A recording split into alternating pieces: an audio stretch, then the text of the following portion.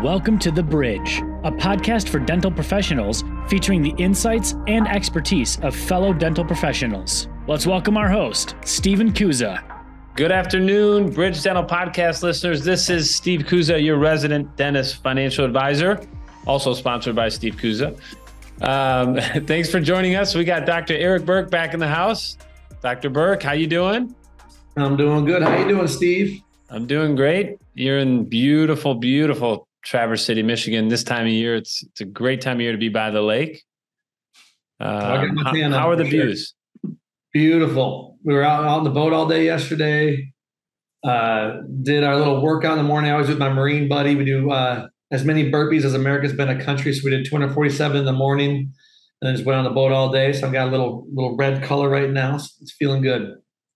247 burpees. How are the joints? Good, surprisingly. You know, the 80% plant-based diet is working. The little cold baths are working. Sauna's working. You know, it's all good. Well, I'm glad. So yeah, happy 4th of July. If you guys are listening to this episode, we're recording this on July 5th. It'll probably come out a couple weeks from now, but we're going to have fun on today's episode because we're going to talk about financial management for dental practices. And you just recently went through an expansion.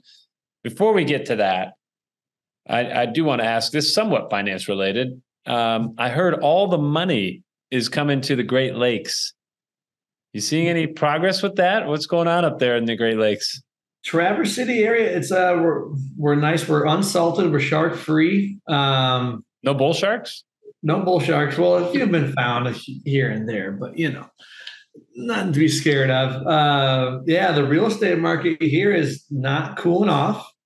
The best time to buy real estate is 10 years ago, and that's always the case even now. So it's basically, if you can, you do it because it's not going to devalue. The lakes aren't going anywhere. The greenery's not going anywhere. Yeah, it's a little tougher for people of a little lesser means. It's very hard for the service industry and everything, but it's people are finding out with climate change happening. It's warmer year round here. It's not that 8-month, 10-month winter used to be. Now we're getting those 4 to 5 month summers.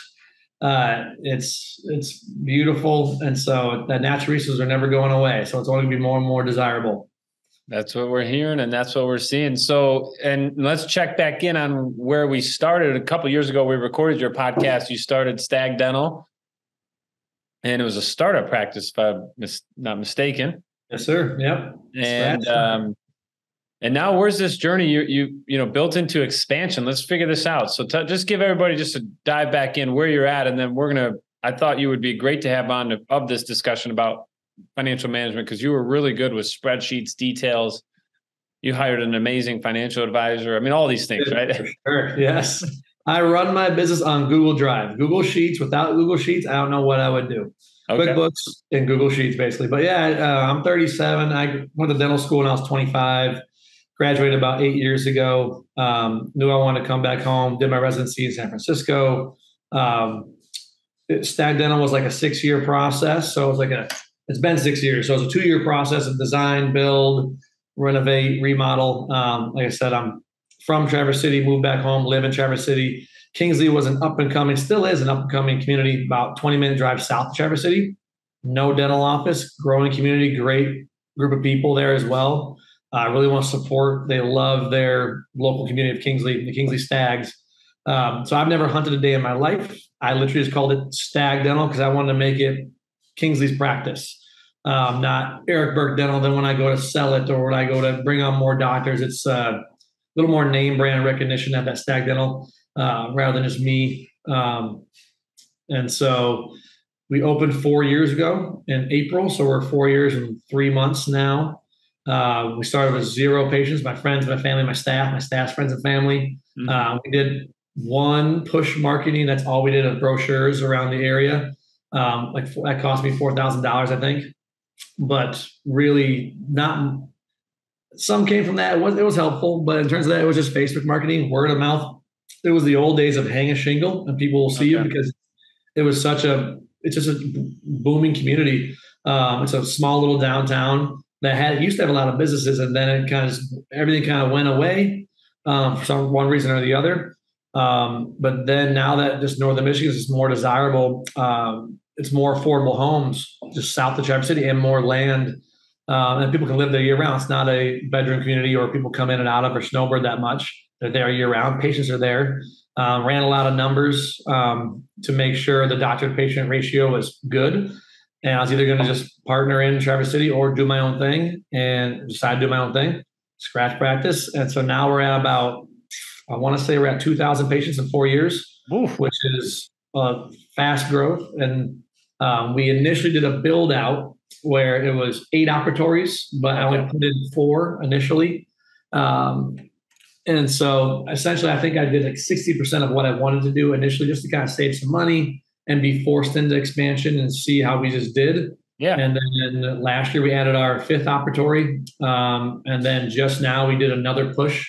Now we put in our 6th and 7th operatory. So, and then I added a bunch of new computer workstations, a nice little kind of upgrade of some things. So I think we're at 93% of what I initially envisioned now. And we were open Monday through Thursday. I just hired about 4 new staff, hygiene, front assistant, and another doctor. And they're there Tuesday to Friday. So now they're open Fridays, and I'm not even there with a whole new Friday staff, Monday crew, a Friday crew, and a Tuesday through Thursday, all hands on deck. But we have 7 operatories now, 4 for docs, 3 for hygiene, and we're rocking and rolling now. We're still getting 50, 60 new patients a month on average, I would say, at this point. Oh my goodness. We're rocking. The word is out. And word is out. So many pieces to break down there. Let's just throw a lot at you, huh? Yeah, no, I like it. I like it. I don't even have to ask another question. I mean, this is easy. So let's just walk backwards now. Okay, what do things cost and how did you budget? Well, all right. So there's this. This is it. What I wanted to really dive into there was you mentioned you basically did the startup for 8 ops, and then you did about half of that to start and wanted to grow into the expansion, almost like bust at the seams. And most people are probably impatient. And what's interesting about that is the banks are giving money, or were given money, or maybe even still are. They're budgeting for the loan, but it's but you also have to be responsible for it, and especially with a startup practice. So what thought process, budgeting / techniques did you first put into place with the startup, and you only had the patient base of your family and friends to say, all right, this is what I'm going to spend money on first, second, third? Or tell me a little bit about that thought process. Yeah, initially I was working at 3 other practices in Traverse City. I kind of piecemealed work week together, a 4-day work week, 2 days in one office, 1 in each of them. They kind of were East Bay, West Bay, and north of it. So they kind of all were 20, 30 minutes apart. So I didn't really cross too much patient over there. Yeah. And my idea was to partner with one of them or do this stag demo route. And I kind of did the stag demo route, obviously. And I told them about it too. I was very open, honest about everything. Hey, I'm doing this. And I was going 20 minutes south in a town that not even they're worried about. So they're all very cool with it. I stayed on. My thought process was, I'll be in Stag Dental. I'll be there 3 days a week, and I'll still work in the other 2 practices 2 days a week just to make sure I have some income. And 2, like I grew up poor, single mom. We never had money. And so everything I've ever had to do was always either I had to get a football scholarship to even go to college. Right. Then I had to take all loans out for dental school. So I left dental school with $485,000 in debt. I don't know how my back didn't break just walking out of the school with that. At 6.8%, it's beautiful, you know. And beautiful, I love how the beautiful interest rate on that. Beautiful. And I love how it accrues interest while you're even in dental school when you came and work to make money. That's another topic. It's kind of bullcrap, but you know. Anyway, but right now I think I have it paid down to $80,000 left now, and obviously just kept that at 0 until interest starts going back up, and keep it at 0 right now and pay off my other debts at this point that are accruing interest. I think you and I had that conversation. Like, what are you doing paying this down so hard when you're at 0% right now? You should be paying off the 6s and 7s and the 5s that you have right now. Yeah. Yep. So thank you for the advice, Steve. Well done. Hey, not bad at what I do. Right. Smart math. Smart at math. But hey, there's a concept though. Let's think about this. It's just talking about leverage and financial management and budgeting of that. So let's start with this simple terms. Did you get a loan for the startup practice? Bank of America Practice Solutions loan. It was for $500,000. I spent about $400 of it. Was the $500 to build out the 8? Or was it stationed? Like it was set up to build 8 and you built 4? Like what was the $500 for? Yeah, so my situation was there was owners of the building and land. I wanted to own the building and land as well, but we kind of worked out a deal like in time I would purchase it. Right. So initially I just like, there was also tenant improvement remodeling. So they did about 280,000 of remodeling for me, like a white box it, where the walls where I want them, all that kind of stuff. And then in time I would pay them back at an interest rate, which ended up being like 4%, which is not terrible. So I kind of make sure, okay, we'll kick that down the road at 4%. And then I'll own the building and land. Then I'll have, that's liquid asset where if I need to sell it, I can make more if I had to in a pinch, which I would hope never be in. But I like to always have that good debt, not the bad debt, which is you can't sell for more than what you've got it on for. Right. But so then I knew, okay, now I'm on the hook for this practice loan, which is all the equipment. Okay. And so if I want to do a full on build out, it would have been, 800 to 900,000 rather than the 400,000 of equipment. And then I did 75,000 of working capital to just make sure I paid my staff, paid off some other stuff, working capital. Because usually they always say you're going to, on a scratch practice, you should be almost losing money every month the first 4 to 6 months. You're hope to break even at 4 to 6 months, 7, 8. You're hoping to turn a profit by 7, 8, 9. Okay. It's kind of what I heard from mentors, from people, books and, message boards and all that kind of stuff as a general rule. How did you come up with that working capital number? Was that a Bank of America had that number in place? Okay. And they do. Look, some of these banks are really good at that. I mean, they've done plenty of startups, plenty of practice acquisition type of, so they know what the ratios should tend to be, right? They're not going to lend money they don't know the answer to. Exactly. And Bank of America, this is its own dental program. Like they do this only dental practices. So they know the necessary needs to get you through and get you going. And really the only number they cared about I don't even think I even wrote a business plan. I just basically talked to the guy, sounded really confident. And also, here's the numbers. Here's why I'm doing this. This is the doctor to patient ratio of offices. Look at the zip code. Look at the population. Look at these. There's 2 offices there, but one was closed and not really an office. The other one was just a satellite site for an older doc that was rarely ever there, who's retired now. So it's like the bank saw that and they're like, there is no office in this 30-mile radius. And really, if you give them a 1 to 2,000, 1 to 3,000 ratio, they'll be like, here's the money, let's go. You're a dentist. Right. They know the data. People don't floss. You're going to be fine, right? Like, there's going to be a lot of work to be done. That's the unfortunate truth. If people flossed every day, we'd have much less work to do and we'd have, much less financial gain as dentists, I think. But, we still try to push it and they should do it. But flossing got me flustered here. People should save 20% of their income, They should, but they don't. But it was a 1 to 10,000 ratio in Kingsley, basically. So they're like run, go, start this practice as fast as possible. And in my mind, I knew I could do 2 hygiene rooms, then I would have 2 rooms. Any other rooms beyond that would be just a waste of capital, waste of everything. At this point, I know I can just plop them in. But what we did in the design process is everything was plumb and ready to go as if it was going to happen. It was never like oh crap, we got to remodel this area to build this out. It was always the vision to grow that big, because if the numbers are about 70% of people in Michigan see the dentist once a year, if that's the case, when I first did the numbers about 6 years ago, there's about 10,000 in the zip code of Kingsley. That means there's 7,000 potential patients. Right. That means for a doctor to be busy full time, all you need is about 800. For a hygienist, about 800. And so if I could get 3,000 patients of those potential 7,000, I can have 2 docs and 3 hygienists, no problem. We're still going to be bursting the seams probably and turning patients away at some point, which we're like 1,000 patients away from that already at this point. Okay. In 4 years. So I knew, given the ability I know to invest in myself, I knew I was doing this. I'm the kind of guy who's very competitive. I'm not going to quit. I'm going to make sure it's successful. I'm going to eat, breathe, sleep it. I kind of work really, really hard initially, thinking about it constantly. But then I hate redundancies. I love efficiency. And so by the point, just everything's set up. Now we're just running and rocking and rolling, where I knew it was time to expand when I got bored a little bit. If it was 2 to 3, 4 months of okay, we're streamlined right now. Right. I'm I can go sit in my office and read an article. Once I get to that point, I get bored again. I'm all right, we got to push. Time to push. We got to do something new. Mm-hmm. Time to expand. Time to get a CEREC. Time to go get a CT. Get a laser. I just ordered a second mill as well. So we're rocking and rolling.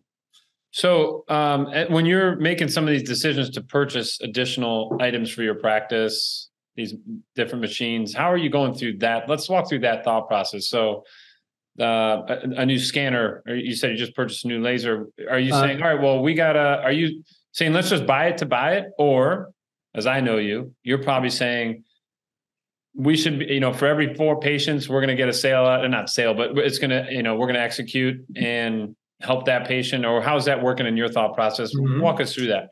Yeah. And so I think year 2, I always knew I was going to do a CEREC because the 2 offices I worked at, they kind of trained me hands-on with CEREC technology, and same-day crowns, but it was all just the MCX, MCXL mill that can only mill EMAX. Well, MCXL can do zirconia, but not as well. So just, only EMAX crowns. But I knew I always wanted to be able to do zirconia as well, because the big knock on CEREC doctors was like, well, if you only have as a hammer, everything's a nail. And so then you're putting EMAX crowns everywhere that maybe don't bond as well in the second molar region, or they're too weak, or this and that. And so I wanted to be able to put zirconia so no one could just doubt me and say, oh, ours are better because we do it to a lab. Well, it's the same material. I have a more accurate impression. You can't tell me that a lab guy or girl can draw their margin better than me or my assistant who we just did the prep. So mine's more accurate. It's made of the same material. And if it's more accurate and fits better, it's going to be stronger and last longer in your mouth. And then you know how to hand polish a nice soft zirconia, get a katana, get blocked. It's kind of like the softest zirconias.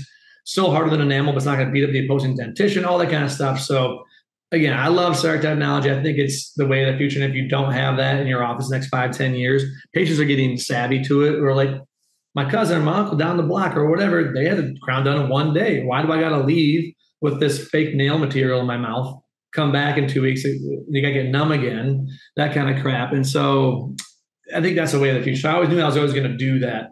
But essentially with the CEREC, I knew I was going to finance it through Patterson. I go through Patterson. Some people go through Shine, Darby, Midway, whatever it is.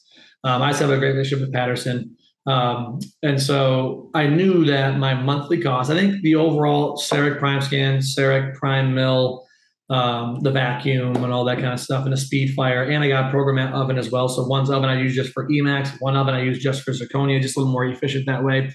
All that was about $170,000. Okay. And so it was not cheap, by the way. That's a pretty big expense to undertake. That's half the cost of your practice. Pretty much, almost, yeah. But then I think it was at that time, who knows what the interest rate is now. It was like 5.3% interest rate. So with that, my monthly payment is around $3,000 for the CEREC Prime Mill. So they just do the numbers. My lab crowns were about $113 for a local lab here in town. They did a great job. I loved them, but still $113 for a lab crown. My materials, my chair time, temporary material, PBS material for impressions, 2 different chair sits, 2 different chair breakdowns, sometimes 2 different anesthesia, Gluma, if you want to do desensitizer, more product, all that kind of stuff. So I was thinking it's more like $150, $160 per crown, all said and done, just material alone, I would say. A crown block, EMAX or Katana zirconia block, costs about $30 to $38, depending on who you go through, what rates you get. So let's say $35 a block.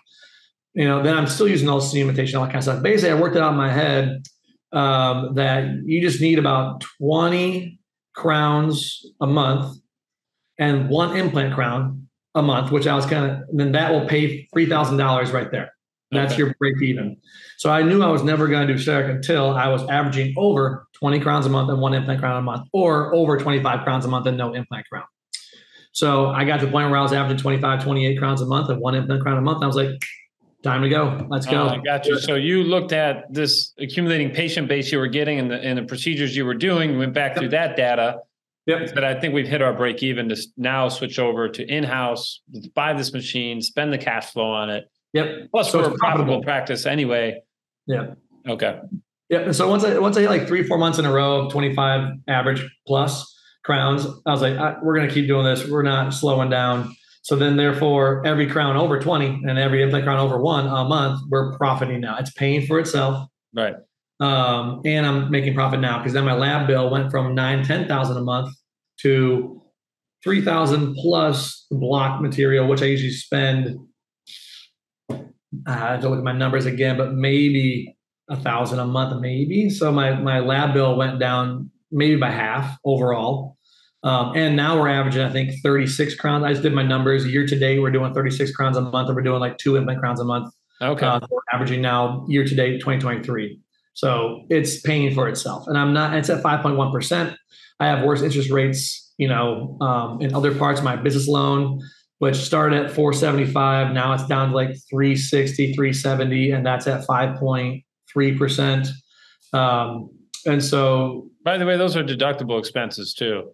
Yeah. But I'm not a CPA. Talk to your CPA. But yes, I did. Yeah, it was very nice. So in every year now, I'm actually planning on spending $150,000 to $200,000. I'll max out at some point. I'm pretty much maxing out pretty close to it. I got one more maybe big build out next year in terms of the last operatory, because that's it. Because now I have a CT machine as well, where I do a lot of implants myself. I love placing implants. I think it's great when the restoring doc can do it themselves. And if you don't have a CT now, when you're placing implants, it's almost malpractice. If something goes wrong and some board or someone says, well, where's your CT? And you don't have one, you're kind of holding the bag right there. So it's not smart dentistry to do it. And I place all mine freehand. And there's certain times you're never going to have a perfect day. You're not going to be perfect. I try my best.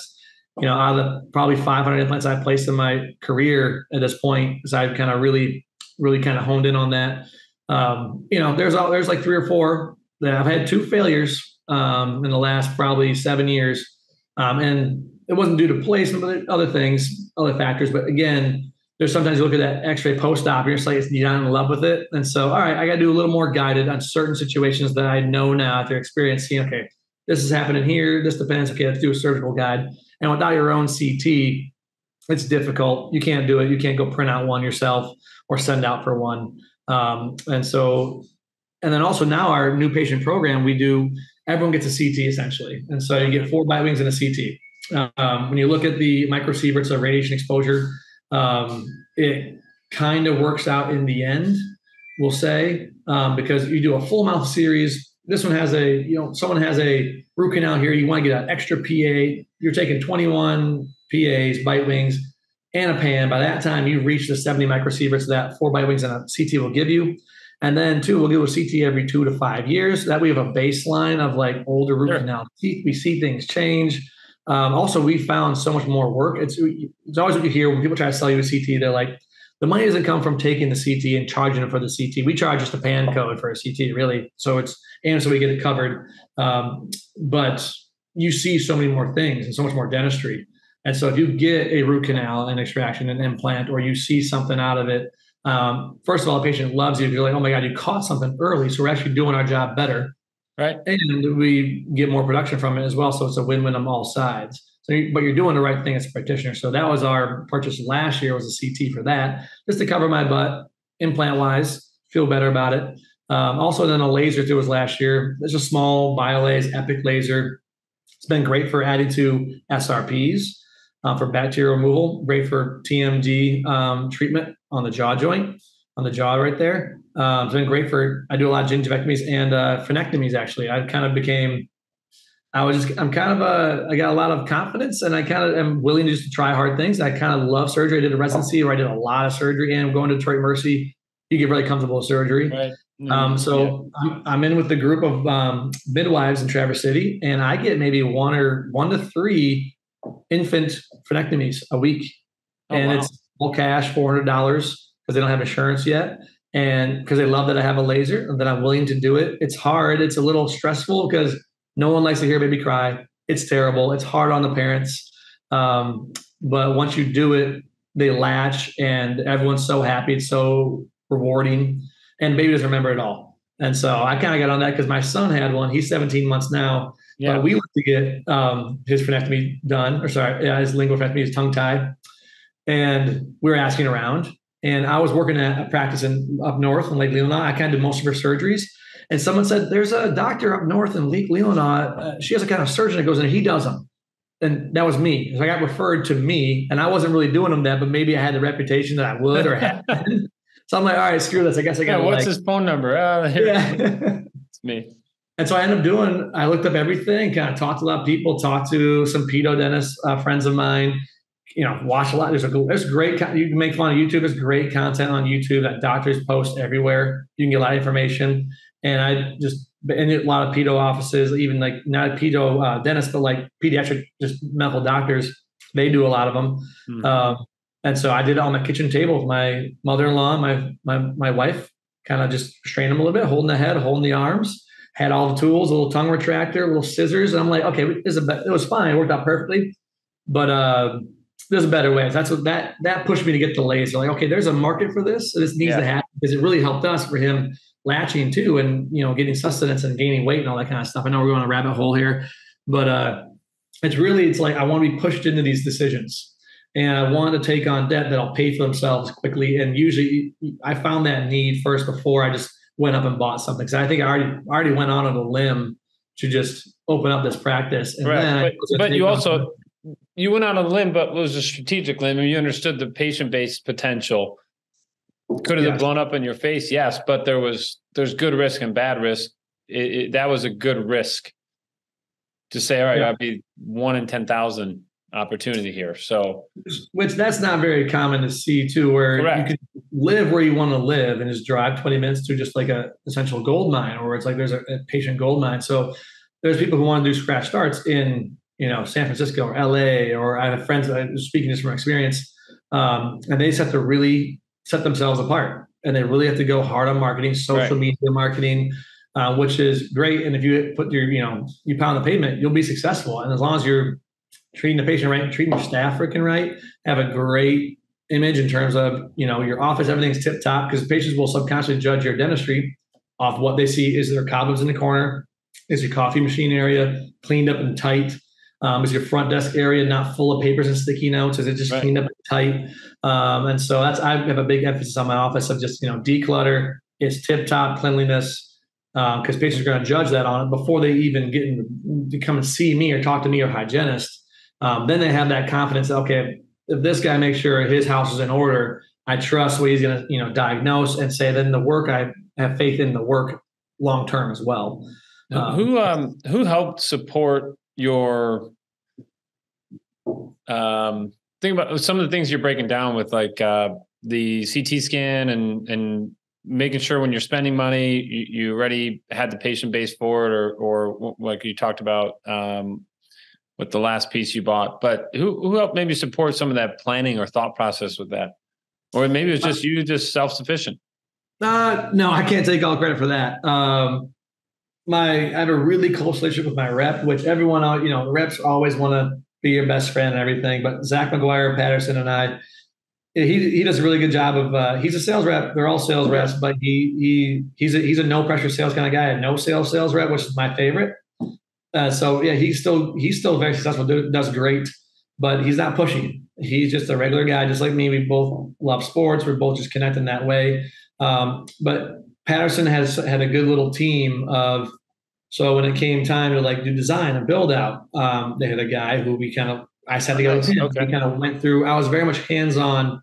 I felt like I was 50-50 in every portion. So there was my general contractor and the build out turns of the white box. So me and him worked hand in hand. The windows, the layout, that kind of thing. And then Patterson had a great rep come in, and a technical rep where we kind of talked size of operatories, and this is the kind of stuff you can use. I went ADEC because it's the top of the line. It's expensive, but I knew that I was trying to build a 50, 60-year practice here. I'm not going to be there that long, but I wanted to stand test of time. And that ADEC machinery and equipment just lasts forever.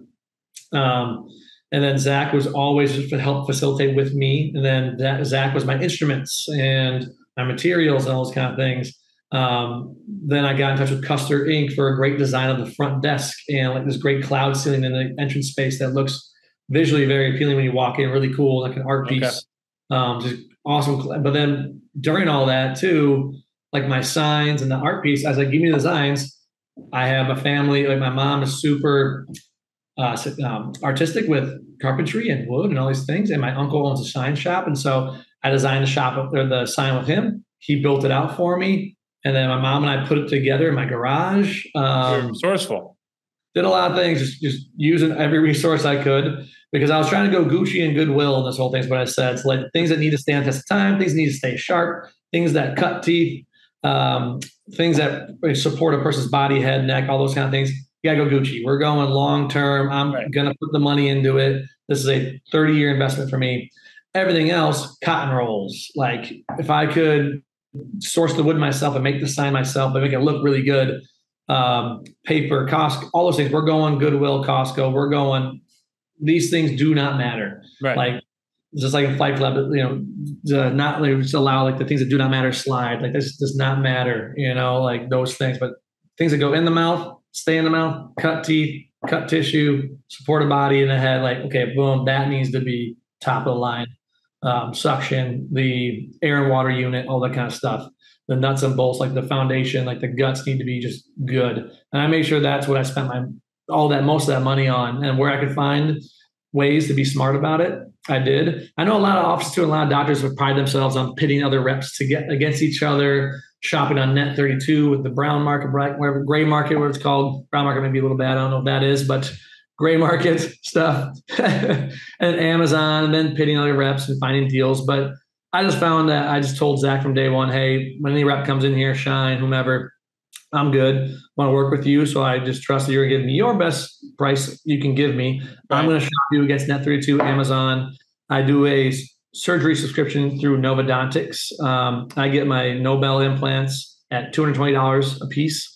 It's a really great website. I get my collar plugs, all my surgery things, my bone grafts, some instruments from there. And I go, I'm going to shop you against Novadontics, Net32, and Amazon and Costco, Zach. And if you don't beat those prices with the free shipping and all that kind of stuff, like I'm going to go there. And this is exactly what you would do as a business owner. And he respects that. And he knows that.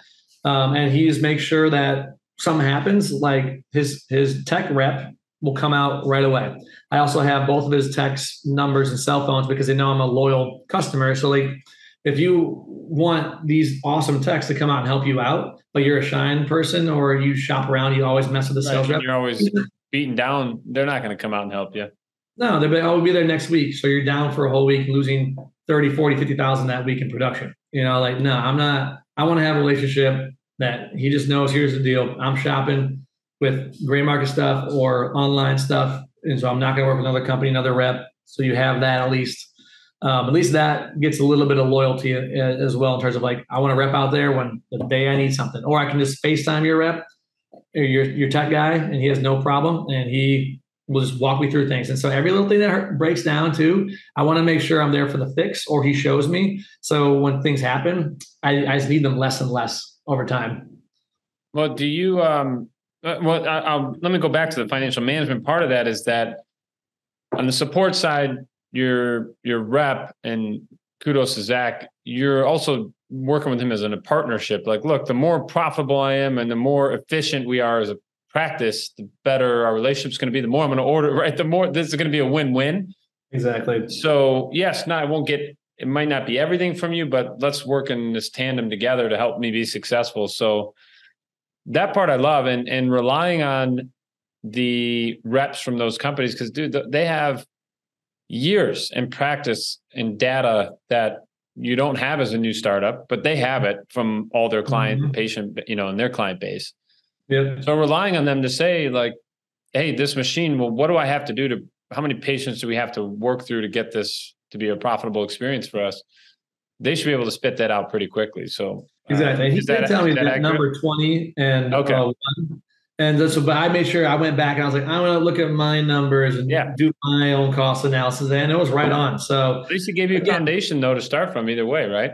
Exactly. I mean, not every area has great reps too. So you got to have a big grain of salt. You got to be careful. You can't always just go out and trust them. But I put my faith in them, and luckily it's been working out so far. And also just always double checking, always making sure I'm doing my due diligence too on the back end, make sure it does make sense. I've been joking with them too. It's like, you guys are going to not like me anymore because I got nothing else to buy from you. I got one more operatory. I already got a CT. I got a laser. I just bought a second mill, basically an MCX older version of a CEREC mill, just to do, because I've been doing more veneer cosmetic cases as well, where I'm milling out 6 to 8 crowns, EMAX, and going from the prime mill zirconia to EMAX, dry milling to wet grinding, really kind of can gunk up your whole water system. It gets a little finicky. So I'm like, all right, that's enough. We're doing enough crowns. We're doing enough EMAX now where before I was doing like 80% zirconia, 20% Emax, but now I'm kind of doing more cosmetic stuff. Probably doing 60, 40, 65, 35 now. And I just kind of let Joe Vaughn of Sarek in Michigan here know that, hey, if you get a used, because Sarek calls MCXs the workhorses, because they just fire off. They're awesome. They don't break down. They kick butt. Well, they do break down every now and then, but less technical issues. And so if you've ever find like, I don't know, what cheaper one, I'll take it out of your hands. So he called me actually 2 weeks ago and said, I got one for 25 grand. I'm like, sold, let's do it. I'll take it. Because that will pay for itself off in 30 Emax crowns almost, we'll say. Right. We'll do that in about probably 3 months. Yeah. And then that way I don't slow down my zirconia mill. I'll have my Emax mill. And that way I have less of those headaches that can happen when a mill problem happens. Everything sucks. Assistants are behind. They hate you. You hate them. You're calling your rep. The patient hates you. You're holding up a chair. It sucks. So if I'm a Sarek doctor, I got to have 2 mills. We'll have one scanner because you can scan multiple cases within 3-4 minutes. Just pass that around so I can save myself 70 grand on a new scanner. But multiple mills, and then you can bake multiple crowns together and have 2 ovens, a speed fire, and a programmat. So I think that's going to make us more efficient and less kind of bottleneck action between me and my associate doctor that I just hired as well. And you hired, and so that's another piece. You're thinking about like the veteran dentist, and I'll consider you a veteran dentist. 8 years in, baby. 8 years in, baby. And what does it take to make that decision on the financial management side? Was it just patient base, type of care, quality of care? Like, how did you come up with that decision financially? Let's break down that piece of it. Exactly. It was patient based. I knew when I got to like 1,600, 1,500 patients, I knew I can use a part-time doctor. Okay. That's just kind of like general dental practice rules and numbers that, it could be anecdotal, which, and I listen to Huberman Lab podcast. I love that. He calls it anecdata. But it's just based anecdata you hear from your professors and mentors and that kind of thing. But it was when I was pushing treatment out to like 3 or 4 months out. Like usually I want my treatment schedule out like 2 months. I don't really want it out beyond that.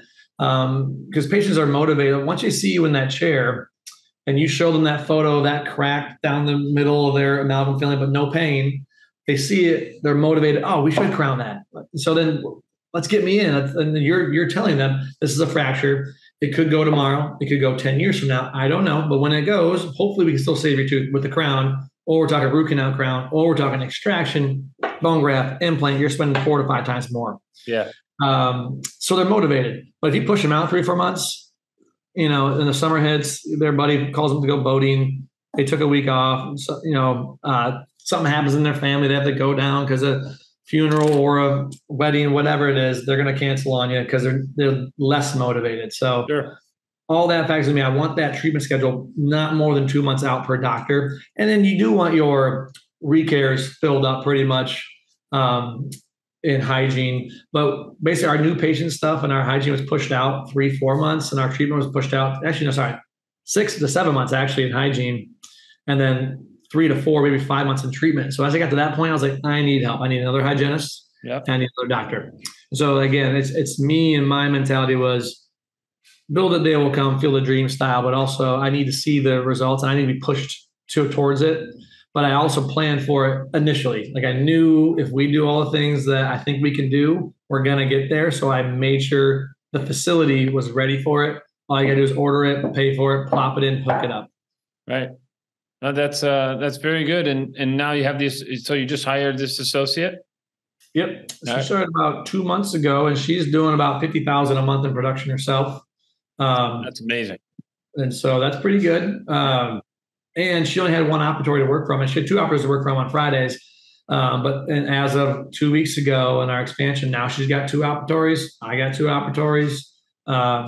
And that way we can see emergencies. If something goes over, we can do same-day treatment. I'm a big proponent of same-day treatment. Again, patients are motivated. They're in the chair. They've already overcome their fear of coming to see you and getting in the door, which most patients hate the dentist, which I love when they say that, and I just say, well, I hate guys named Bob, or I hate construction workers. And just kind of throw it a little lightly back in their face. Like, maybe it's not okay to say that, Like, it is kind of rude and weird to say that. Like, I hate financial advisors, Yeah. Like that's not cool to say. No. All right. So let's we'll put a bow on this, because with all the, I'm going to say insane from like capacity standpoint, with all the insane stuff you're doing and the cool stuff you're doing, really, I'd like to understand how you're effectively communicating that to your patients. And I think the people listening to this on the Bridge Dental would like to hear that as well. So we'll grab you back for the second half of that episode, because you're doing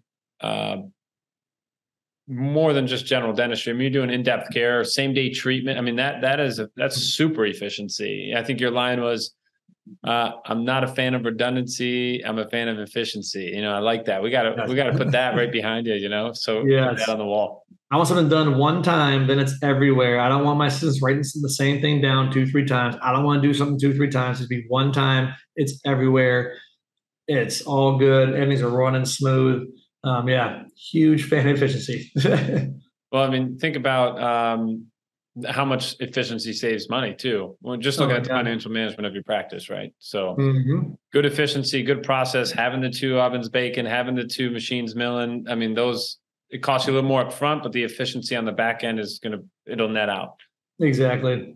Again, we're lucky though too. Again, with our situation, our location. But again, I went in with the mindset of, we're in downtown San Francisco, downtown New York City. We have 40 offices around us. We need to compete. We got to make sure our product is tip top, our staff is tip top. We know our stuff from top to bottom, left to right. The patient experience needs to be solid everywhere. Right. And we need to be friendly, because that's why, to me, and it kind of starts with me, is a happy staff. I think a happy staff equals happy patients, and vice versa. Happy patients make happy.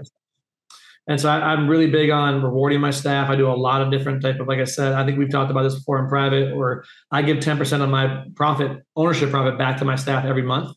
So some months it's $800 just distributed by hours worked, essentially, or it's as big as 5,000 extra added, distributed between all my employees. That's beautiful, man. And then if we do a great month, like if we do our best month on record, I give everyone $300 cash. If it's second best month on record, we give everyone $200 cash. And third best month, I give everyone $100 cash, which we're like each month now, we're just kind of cruising past that now, because now we've added all this extra production with an extra doctor. So, I'm doling out $1 to $2 grand in cash as well each month to them. And I take them on if we hit our yearly goal, I take them on a week-long vacation. 2 years ago, we went to Jamaica. Last year, we went to Mexico, all of us. Oh, wow. That's so really I just make sure they are happy. And if they are happy, they make the work so much easier for you, and the diagnosing and the scheduling so much easier. People are just in your schedule because they see the respect and the joy that they have being there, and the positivity. And we've had a few bad apples, like 2 that we've gotten out. It's just, even if they're great, the culture will eliminate it, if it's the right culture. Exactly. And we have a big culture of coachability there too within my staff. But I want to make sure each one of them is very happy. I actually read the book Dental Practice Hero by Paul Etchison. Great book. I think I was already doing like 75% of it, but there's 25% just from, that's kind of this general great mentors who told me, and kind of I listened and kind of melded it on my own. But there's like 25% of that book was very eye-opening for me, and really helped solidify and kind of like put things in the black and white. Of, hey, we're going to focus on these things: phone skills, patient experience, scheduling, financing, recare, all that kind of stuff, collections. Then also having like a staff feedback mechanism where we can do surveys. And we're starting doing that now, like probably twice a year, where everyone can answer for every other staff member anonymously of, praise and feedback. That's been really helpful too. And even feedback to me. And I've learned a lot too. It's helped me as a leader, as a boss and owner, all that kind of stuff. So it's just kind of owning your own practice I love it. It's definitely not made for every dentist, and I think a lot of dentists think they want to do it, which I knew I wanted to, but now I kind of see the ones before me who are like, hold your britches a little bit. It's a little harder than you think, but as long as you're built for it, you're cool, that kind of thing. But I digress. Sorry, I get rabbit No, you're good. You are good, my friend. I mean, it's a unique experience, not only doing the dentistry, but becoming a business owner. And it's hard because you also have to understand the operating part of the business. And, people say, well, I'm not good with money, but it's really just paying attention to details. and making sure that I'm not overspending here, I'm not overspending there, I'm not just letting things ring up on a credit card, et cetera. But and then it's also, as a business owner on the financial management side, it's understanding leverage. So you talked about borrowing money, at 5% versus 6%, but business debt, if it's a good risk, is good debt to have because it allows you to grow faster. Obviously, those listening, analyze your numbers, talk to professionals, go through it. Yeah. But if your practice is growing, and I'm making this number up, at 30% compound annual growth rate, and you're spending 5% on debt, I don't really see an issue with that. That's a pretty good, that's a good ratio right there. That's a great investment. So, which is, by the way, how I look at student debt for a lot of our clients is like, yes, you had 500 grand in student debt, but you're on pace to make $17 million over the course of your career. Pretty good investment on your part. Exactly. So don't make money. My last rule I always make sure myself too is like, I have this number in my head. Okay. It's like 4 to 5 months. If I bring in no dollar, how can I still pay all my staff, everything, still pay all my debts, everything? And that number to me is like, it's a 6-figure number.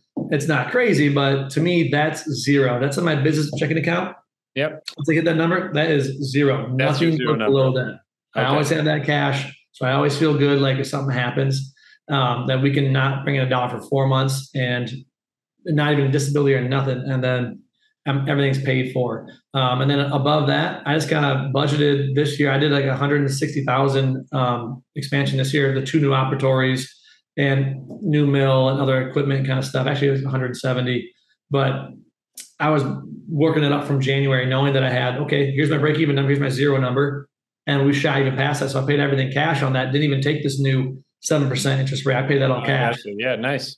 And now I have stuff remaining over that zero. It's okay, do I pay myself that? Do I put that towards my excess loans? Which I probably will do that. Because to me, it's I can put in my excess loans, but then too, I'm not so crazy about the market right now and S&P 500 and all that kind of stuff. They're crazy right now. Because to me, reinvesting in my practices is going to be my best. I mean, that's the one you know about.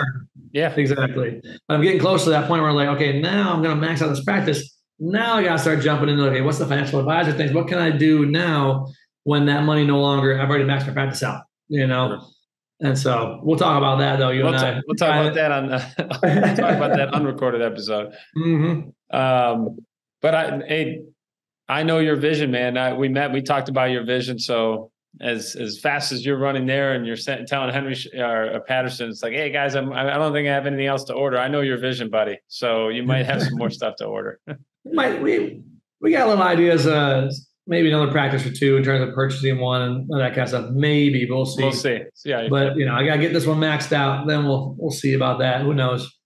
Well, it's great to reconnect, and thanks for sharing your wisdom, expertise in the financial management side. And for those of you who don't know Erik, whether you do or not, it's not just that he's detailed. It's when you care about your business like the way you do, your details, that's the easy part now for you, because you talked about QuickBooks and using Google Sheets. These are just resources that you tagged on, and you were just detail oriented because you cared about the outcome of it. And you took ownership of it right away. So if you don't know how to do it, even the same advice came from the last episode we have, you've got to start asking questions. And there are people out there whose livelihood depends on your livelihood. So not just your staff, I'm talking like even your sales reps that you talked about and your general contractor, they want you to build a successful practice. So yes, they make money on the process, but then you better leverage them. So start asking them a lot of questions. Yeah. You're an asset to them. Oh yeah. I don't know, but I'll kind of wrap it up there, and I'll let you get last word there, Dr. Burke. What's the last word? I just say thank you for having me on. Thank you for doing this. A lot of doctors, I think, too, especially owner docs, you need to know your dollars in and out. Embezzlement happens, mistakes happen. You're not collecting as much as you can collect. You're stepping over dollars to collect dimes. If you just don't know where you are every day, every month, and if you're not on top of your QuickBooks, on top of your numbers and Google Sheets and that kind of stuff, you'll miss out thousands, hundreds of thousands, if not millions over a career of money that you produced that you should have collected, that you didn't do it, or you wouldn't have found inefficiencies of all these, fees every month that you don't know you're doing, or you could get better at. do all that kind of stuff. And to me, I'd rather spend that money on myself in terms of a great trip, a new house, a toy, or give it to my staff as well. I'd much rather spend $5,000 a month on my staff than an extra lab bill or fees or not price checking my supplies and all that kind of stuff. So gone are the days of, oh, that's my manager does that and everything is doctor. Nah, you are missing out. You got to be on top of your business a little bit. If you're the owner, associates, cool. That's why there's some people are built to be owners and there's people built to be associates, and there's not a knock either way. I mean, I loved it when I was an associate. You can show up, do dentistry. It's beautiful. Yep. But I'm just not built like that. I'm just the kind of person that wants to be the man. So it's like, all right, I want to take this all on. I like that responsibility. I like that pressure. So it just works for me. And it works for a lot of people as well. So you just got to find out who you are and then just be true to that and go forward and do your practice. And then don't forget to live your life, because that actually matters more. That is right, my friend. All right. Well, all the Bridge Dental podcast listeners, I hope you enjoyed this episode. We'll drop contact info because he loves to get phone calls while he's working. Love it. No, we'll drop some info so that if you ever want to ask some questions, you can shoot him an email, or Dr. Burke. He's built a successful practice, expanded it, added team members. And when people are struggling to add team members, he's keeping them and adding. So a lot of good things coming from him. And I hope you guys enjoyed this episode, and happy July 4th to everybody. We will talk to you next time. Thanks, Steve.